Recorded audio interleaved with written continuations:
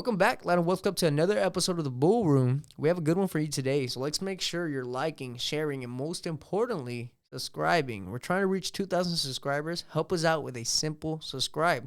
Also, I invite you all to check out our website, lightofwealthclub.com, where I post articles about politics and finance and how you could capitalize off of policy.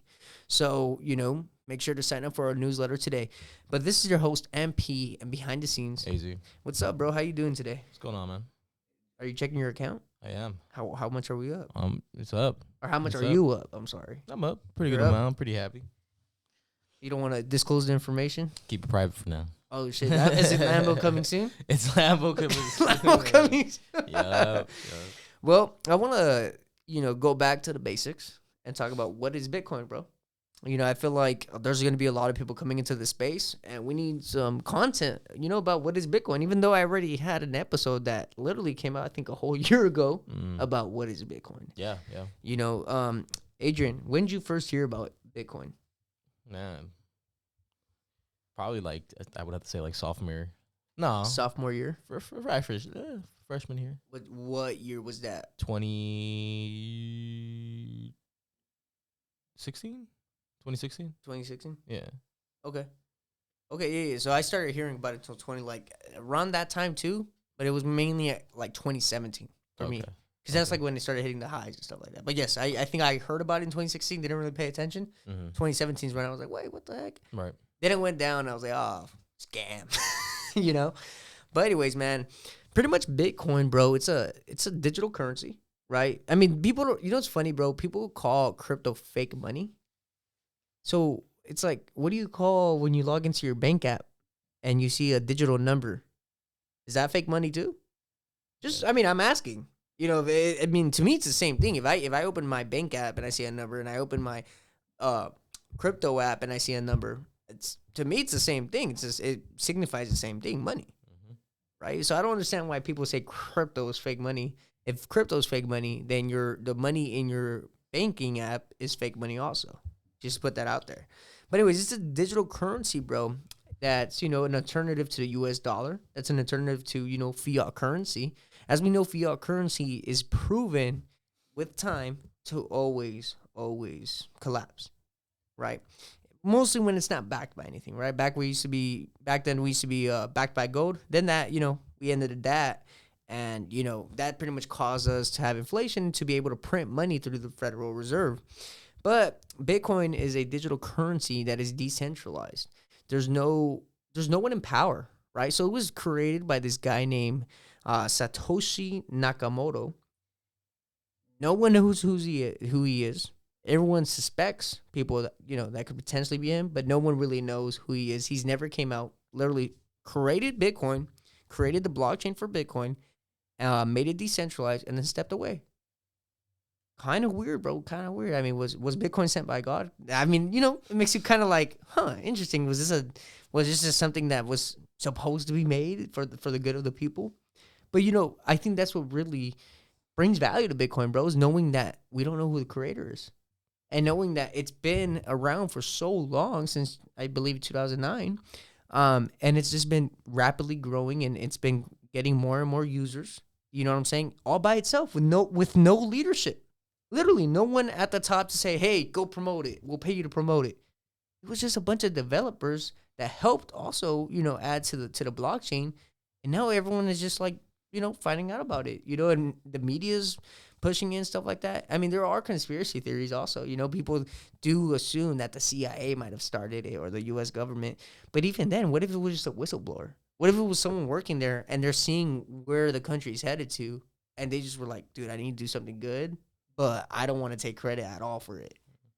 And then the most mysterious thing too is that Satoshi Nakamoto has a Bitcoin wallet with a bunch of Bitcoins, so meaning a lot of money, never touched it.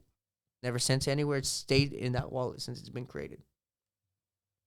So it's kind of like he's also the guy that's retaining the value, because he's like, I'm going to hold it, so it's like, I'm never going to sell. I believe in it. But yeah, man, that's kind of what Bitcoin is, just a simple digital currency and who created it. But, I think a lot of people are going to be like, well, how does it work? Right? And, I think that that's an important thing to understand how it works. Essentially, how Bitcoin works, it works on a blockchain system. What a blockchain system is, it's different blocks, right? The internet, when you send a text message, when you send an email, it has to go through these blocks to get verified to get to that next server, right? It goes from server to server, and it goes through blockchains that verify the transaction to know it's going from this server to that server. So, Bitcoin's blockchain system essentially is just a bunch of miners. There are a bunch of Bitcoin miners. What a Bitcoin miner is, don't think that someone in the tunnels just mining away looking for gold. I mean, that's what you would assume, right? But no, it's just people that own these computers that solve problems. We're talking about math problems, right? These blockchains are filled with math problems that need to be solved by Bitcoin miners, right?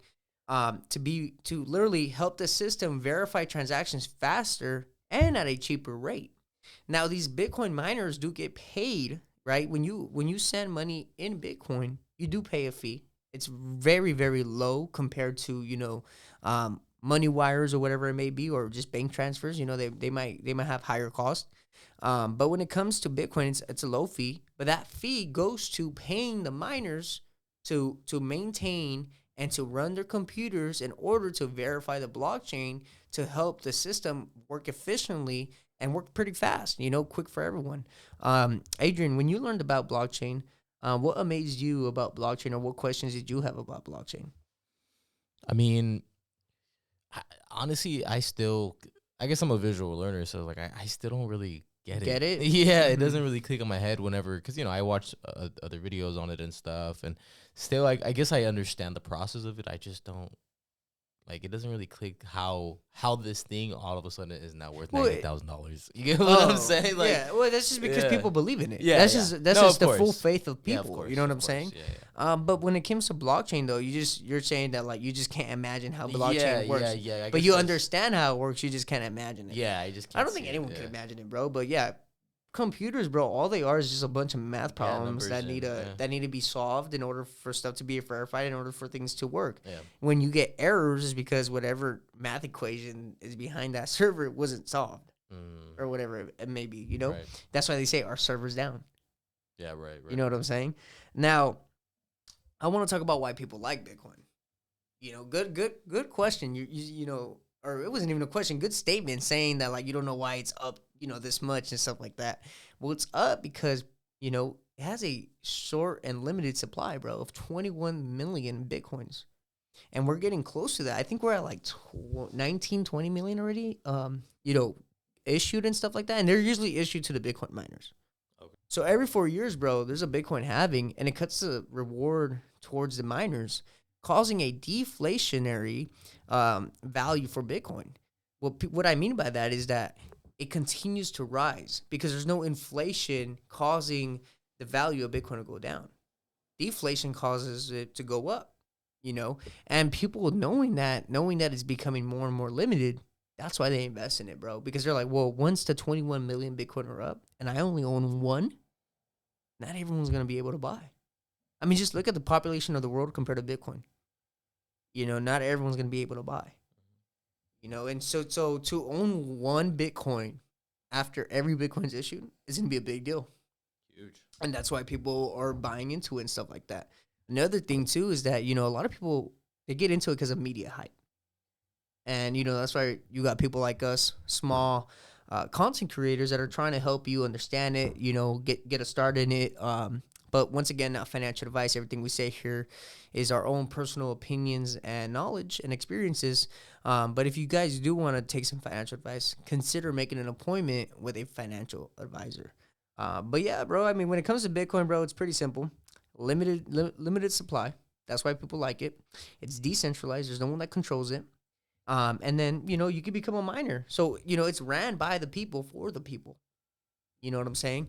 So for those considering getting into Bitcoin at all-time highs, personally, I wouldn't do it. That's just my personal opinion. I'd wait for the next 2 years to see how much it consolidates down.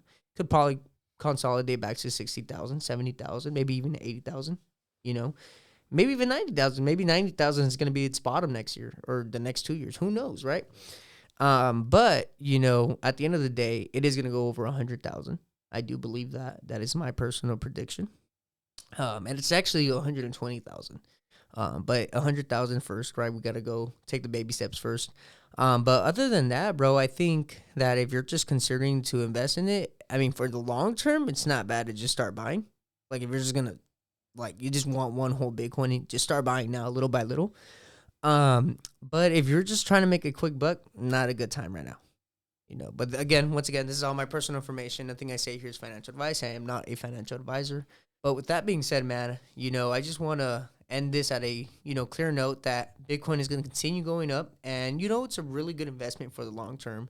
And it's going to be better and a lot more consistent than gold, definitely. You know what I'm saying? When it comes to returns and increase in value and stuff like that. Yeah, for sure. But all money in, no money out. Stay dedicated, stay motivated. And we'll see you on the next one on Wealth Club. Don't be a little bitch.